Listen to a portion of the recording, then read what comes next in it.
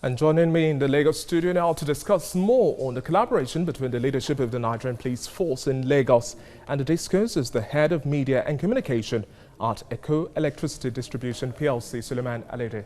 Good to have you join us. Many thanks, David. Now, looking at this partnership in the short term, this is almost the last quarter of the year, medium term, and then in the long term, what does this partnership seek to achieve? Looking at the lineup of activities to checkmate vandalism and a whole lot more.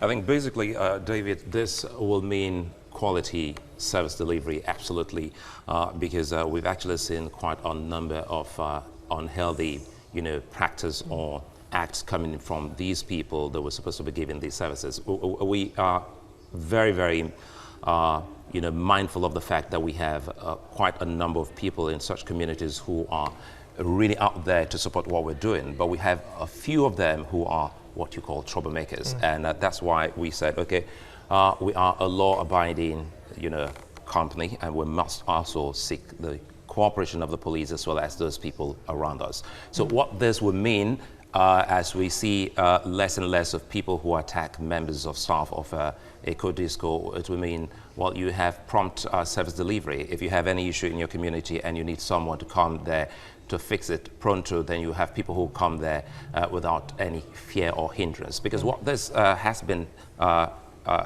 causing a lot of people in such communities is that a lot of people have been, members of staff have been barred from coming into such communities by these troublemakers. And that is why the communities, especially those traditional rulers, local community unions, they've all been, pledging their alliances to what Eko Disco is doing, saying that, look, we'll help you to fish out these people. And we are also saying, please, help us fish them out, and we are not stopping. We wouldn't have vandalization of public assets as well. I think, David, it's gone beyond vandalism, because what we're saying now is even theft. Because when you talk about vandalism, you mean a situation whereby someone destroys your property and he or she goes. But once you destroy and you pick a thing out of that, it means you have actually stolen. So we have a lot of people who come there to steal, and at the end of the day, this put a lot of people in darkness. For us to replace such, you need to place an order, and these are, time, The economic costs cannot just... Absolutely. Yeah. But let's take a flashback to 2017 reports where it's added that MDAs had outstanding debt as much as 40 billion naira in electricity debt. What are you also doing to checkmate this as well? Because it's a whole lot of funds.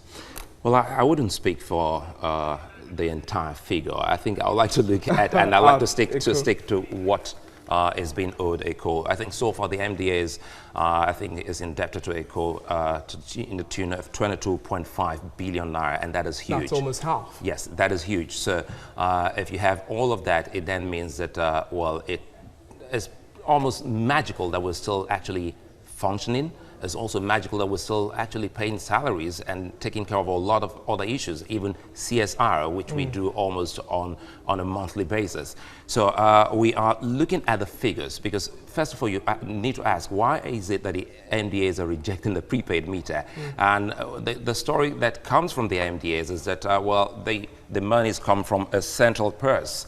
So, but we're not looking at that. What we're looking at is to see how well we can get all of this. Okay. And if you look at the number of those that are on our disco, we have been able to meet up quite a number of them. And we're hoping that, in the days ahead, as you're asking what should happen in the foreseeable future, we should be looking at the figures dropping. Okay.